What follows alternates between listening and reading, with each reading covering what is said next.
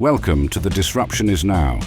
Join us on this enlightening journey as we explore how AI is impacting our jobs, careers, lives, and the human experience.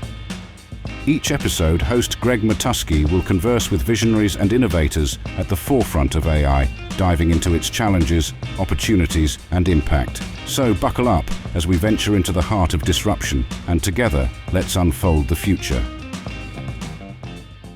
Well, welcome to another episode of The Disruption Is Now, the podcast where we talk about all things AI and how it's impacting culture, commerce, and human communications. I'm your host, Greg Matusky. I'm also the founder and CEO of Gregory, the public relations agency. And I got to tell you, I'm a little intimidated today because my host has much more podcasting experience than I do. He had worked for years in his own company, which did financial podcasts, was the leading financial podcast for advisors. And now he's with Zocks. And full disclosure, Zocks is a great client of ours, and we're excited what they're doing and how they're automating the wealth management and advisory business. It's been a fun ride since their very beginning. But Matt Halloran is their chief evangelist at Zocks, and we're excited to talk to him a little bit about what Zocks is doing, and then really talk about what the transformation is in AI and all things financial, all things worldly, and how it's impacting our lives. So, Matt, thanks so much for being with us, and I hope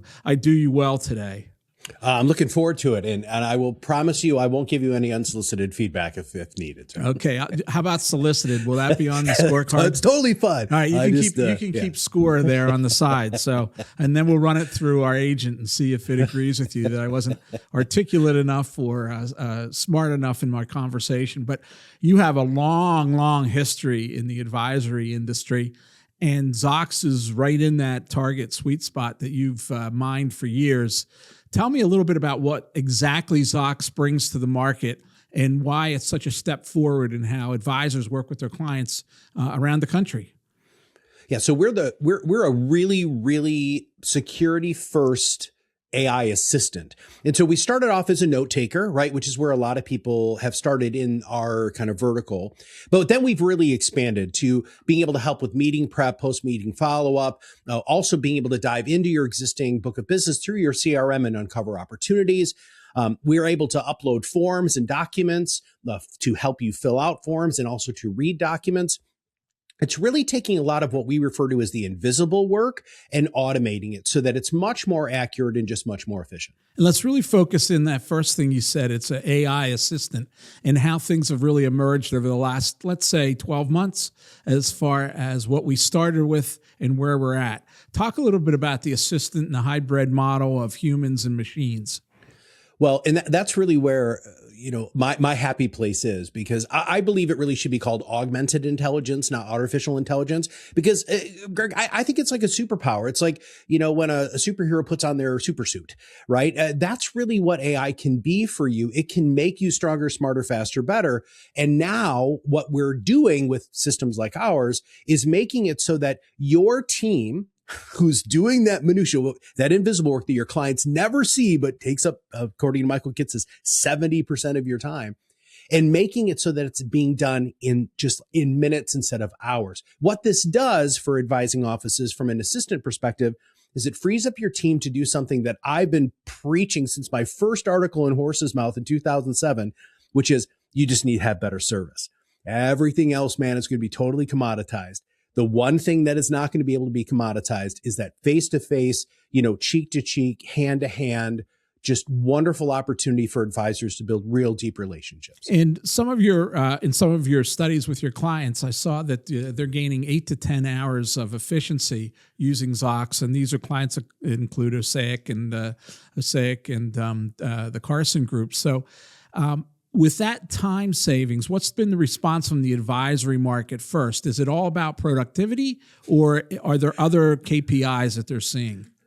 Well, so you're opening a can of worms here, brother, because this is what drives me insane. So we're freeing up these teams for 8 to 10 hours a week. RFG said it was more than that. Actually, I talked to Shannon Spotswood about it. She's like, you guys are really underestimating that. But they're just filling it with more stupid stuff, man. It just drives me crazy. More work, because this is such a huge psychological and daily routine shift. right? Advisors are used to, staying late on 3 nights a week to get their meeting notes in and to make sure all their follow-up is done. We've removed that. And now these advisors are just kind of flapping in the wind. And so they go back to what they know, more prospecting, more whatever, more research. What I'm challenging the entire advisor community to do is to not just run a better practice, but let's work on being a better human. Why don't you just peel off a couple of those hours a week and maybe work on yourself spiritually, work on yourself physically, maybe work on yourself psychologically, go see a therapist and work on some of those issues that you've been running away from for your whole life, right? You have the opportunity to be a better human. So I say this all the time. It's called the trade-off law. For everything you want in life, you have to be willing to give up something proportionate to that want. And you can only give up 5 things: time, talents, treasures, relationships, and control. What we have done here is we've given you the one thing you can never make more of, which is time. And we have given some of that back. So don't squander. I think you're striking on a very interesting point, because I'm often asked, what will we do with the time that we gain due to AI? And I interviewed one advisor once, and he went on at great lengths about his long-term goal was to be able to work in disadvantaged communities and teach financial literacy. And this was before the AI revolution, and we talked about that at length. But he was incapable of doing that because of the minutia and the hours at the office and the follow-up. And I always thought, here's an opportunity, right? You can choose, and I think that's one of the KPIs that we're missing is the options that are made available. And some of us, we will want to use that to empire build more. We just will. Some of us might find that we can pay for roles and positions that we never thought would be paid for before, like being a great parent or being a great uncle or being able to contribute in your community somehow. We are a fully agentic PR firm. We have 20 agents who are on our org charts and named, are connected to our teams. When I started, the first reaction, and this is all change management, was, are you trying to replace us? Yep. Right. And I said, no, we're not going to replace you. I think there's a huge pent-up demand for highly personalized communications and articulate communication. That's a good thing. More human communications will lead to more understanding, less violence, less unrest, less jealousy and greed, and we have to communicate more to achieve that. And I told everyone that there is going to be a point where we will see more work than we know what to do with, because we'll be able to deliver more work product at a faster velocity and to make our client at a higher quality and make our clients happy. We'll have to meet that mark. We can't take 5 hours to create one content. We need to take 5 hours and create 10 pieces of content, which we can do. And it's, I put in a news release the other day, and I came up with a slide deck for the sales team from the news release with no human in the loop. I mean, it was unbelievable, right? Now, that's the kind of thing that can surprise and delight clients. Now, with the extra time that's left over, you can customize it even more. You can go further. And that's the interesting part. It's only capped by our own creativity. I mean, we've done, my partner, Joe Anthony, he has a podcast. He now has a book. How was the book done? We stitched it together using my agent named Malcolm, after Malcolm Gladwell, 27 episodes, his tone, his voice, a digital twin writing it. It patched in all the quotes. And the miraculous thing is when we were done, he had more episodes. And now think of the tedium in going back and adding quotes to a finished document. I've been there. I'm a professional writer. I used to do tables of contents and indexes. I mean, subject indexes were brain numbing. You went through each page and wrote them out. Now it did it, in literally 2 hours. It went in and it reread the book and it found appropriate places and it added it.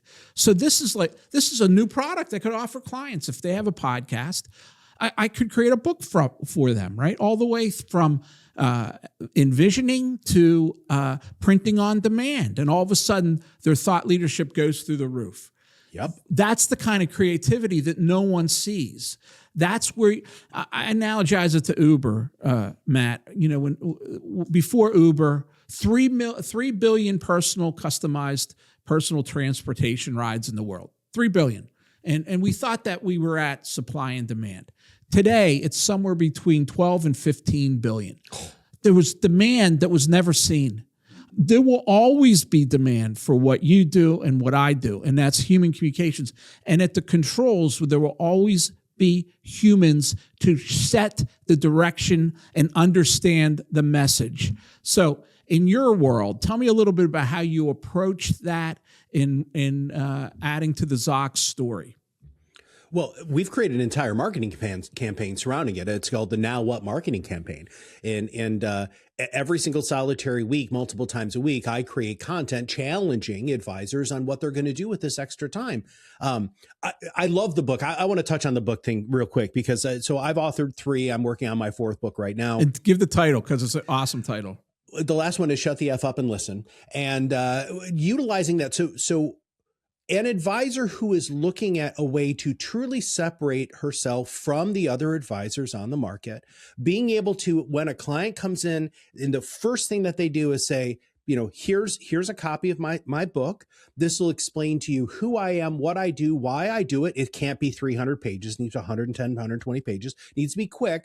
By the way, here's also the audiobook that, by the way, AI can help you do. Now, I read my own audiobook because I'm weird, and I just really enjoyed the process. Also because I've been behind the mic for a long time, but you can have AI agents read the book for you, right? So these are the sorts of things that advisors can use to separate themselves from the advisor down the street. I also firmly believe that this is the biggest change in financial services since modern portfolio theory. I think you said AI revolution, and I support that 1,000,000%. This is a revolution. We've never seen this. I remember when I first started working for, he's now goes by Omani Carson. Peak was his coaching program, and I was the life coach there. And I remember sitting down with advisors, and their biggest frustration was that they had to repeat things 4 or 5 times in this system. And then somebody messes up, and then the advisor gets mad at the team member because it's messed up. It's like none of their tech communicated. And now that the tech is communicating, you have so much more brain space. And you also said that the human component of this, you now can be fully present in your meetings. You can be fully present with your team members when you're doing reviews because you're not worried about the 9 appointments you have tomorrow because meeting prep's already done. The amount of stress and relief, and Greg, I hear that all the time. Zocks gave me relief. Like it was a weight lifted off of my shoulders that now allows me to focus on some things that I should focus on. And I'm just touching on all the basics. That's one of those hidden KPIs that I'm talking about, right? It's in my world. I'll give you an analogy. Okay. 4 weeks ago, it's a Friday afternoon. It's 3:30. A client calls with a serious issue, right? Oh. They're having a full meeting, board, investors, the C-suite at 4:00. All right.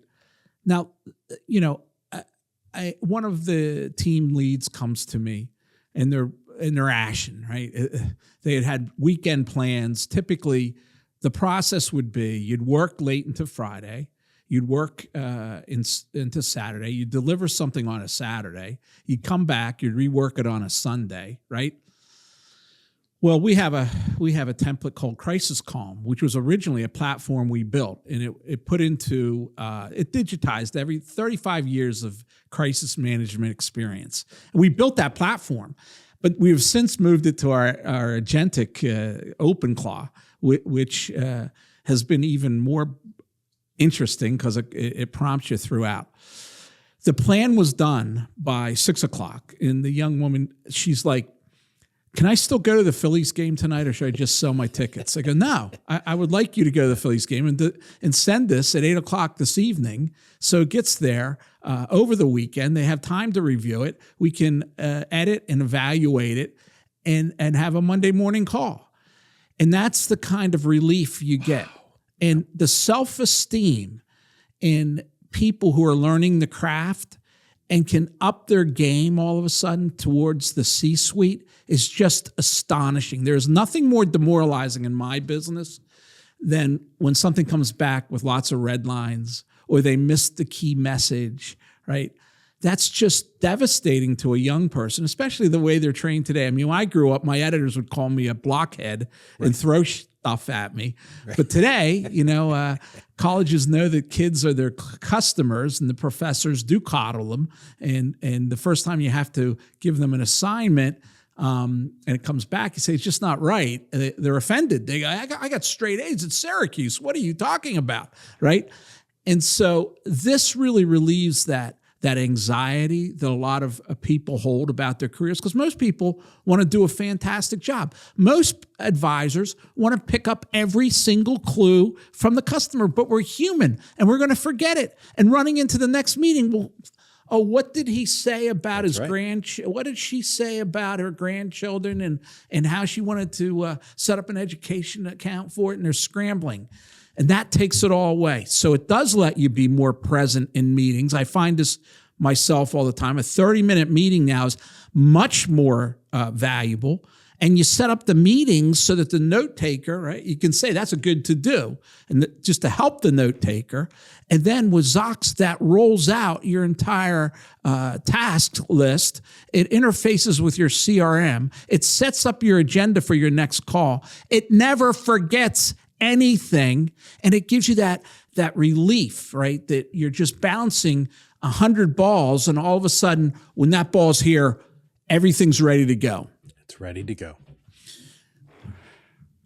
I guess I gave your sales pitch. That was wonderful. I could not have said that. I want to clip and cut that out and use that for my own marketing. That was fantastic. But this is what it allows you to do. And in my world, we've had no layoffs. We're not going to have any layoffs. I don't think our staff will ever get any bigger. I've said that. I think we'll be able to really figure this out. I mean, we need still more time to practice. I mean, right now, I often say if the LLMs do not become any better than they are right now, maybe there's a choke point. Maybe synthesized language isn't going to work or whatever. We still have 10 years of soil to till, right? What we have is tools right now. We have 10 years in front of us. And I do want to throw this out to you. You know, I talk to so many advisors and so many wealth managers, and you now have an option, which is profound. One option is you have the opportunity to go downstream. For instance, you know, a 27-year-old entrepreneur who has nothing, right? Just an idea. And you can't support that individual because it's going to take time and there's no return on that at that moment. But when that person is 35, right? They've gone through Series A. They've got it. They've got up and running. They have a cash of 2, 3, 4, 5 million, and by the time they're 45, they'll have generational wealth. But you can't get in there in the middle, and everyone in the beginning, and everyone wants to get there in the middle. Okay, right. I get it, but you don't have a relationship. So that's one thing. You could go upstream then, and you can become more of a family office. We'll take on more of the high-level skills, not just estate planning, but estate wills and trusts. We'll take on complicated tax issues. You know, we'll have a financial psychologist on board that will help you with your own financial psychology, and you can go upstream. So those options were never available. And if you want to fill your time, right, you could fill it just on diversifying. Right. But if you have more time, this could be the springboard for doing things you never thought of. You could give a night school class. You could go into disadvantaged communities. You could help young people understand entrepreneurship. There's so many things that I meet good people who want more, who just want relationships, and now you can focus on them. Well, and now with MCP, right, that takes everything that you just said to an entirely different level, because you can plug in using your Claude or whatever you're using and ask it a plain language question. I'm meeting with this ultra high net worth prospect. I want you to do this based off of the information that they sent me that came from eMoney and Right Capital and whatever, you know, your CRM and all of those different places. It'll check every email, every piece of communication that was sent, and provide you with a high net worth focused, ultra high net worth focused meeting prep so that you can go in and you're really wicked prepared. You know, I did a TED talk called Help One Person Every Day. And my goal was to try to, especially in our advisor community, to have people realize that most people want to do something big, right? They want to end world hunger or whatever. Okay, that's fine, right? Good. Yeah, that should be a goal. But what can you do today? Right. And that's one of the super cool things. Just one thing. And there's three kinds of hope, right? You can say something kind, you can do something kind, or you can just be present for somebody who needs it. And Greg, that third one is what advisors do all the time, but they have so much trash in their brain. Oh my God, I got to talk to them about this, or oh my God, I can't forget this, just like you were saying, that they can't really truly be fully present and have their clients feel heard. When your clients feel heard by you actually being really available mentally and emotionally and psychologically in those meetings, your referrals go up because you're having conversations that no advisors ever had with any of those people before. That is a game changer that makes you a better advisor, makes your clients happier, and you can provide better service too. Now let's go back to the very beginning, Matt. And you said something I want to return to. You said, we have these tools and a lot of it are filling time with stupid things, right? Yeah. And we do have these tools now that we never had. And it's become a change management issue. And how do you change behaviors? I've gotten every pushback in the world. And one simple pushback is I got too much to do to learn something new. And I hear that all the time. And I have to respect it because they, my people are serving clients, and that's important. So have you thought about that and what the real change management process is for advisories to become more AI enabled and to have faith in the process? Yeah. What I'm going to say is not very popular and will probably piss off some of the audience, but you have the time. You're choosing not to utilize your time wisely.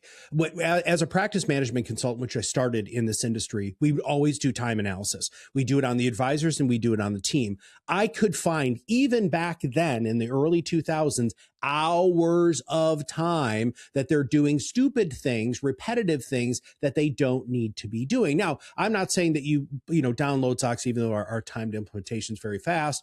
I'm not saying that this is going to solve it for you immediately, but you do have the time 100%. But the problem is this.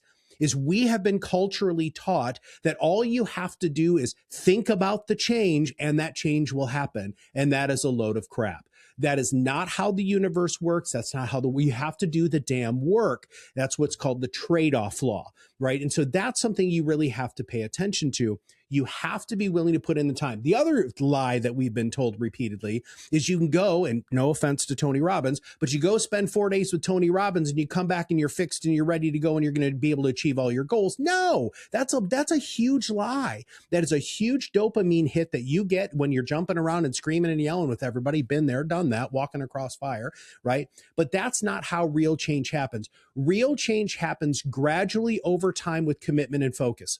That is what the equation is. So what advisors should be doing, instead of just going and saying, hey, we need to change all of these systems, you choose one system, you work on it for a couple of weeks, slowly, gradual over time. It's the Japanese principle of Kaizen. That's it. That is how real change management happens. People who come in and make these huge sweeping changes, all you're doing is pissing people off and upsetting the apple cart. So what about the individuals who just believe that they are gifted, big thinkers who can never be beat by a machine? We have access. I was a philosophy major in college. We have access to the biggest brain that has ever existed. Right. So I ran a test. I actually spoke about this at MDRT, which is a big $1 million roundtable insurance conference.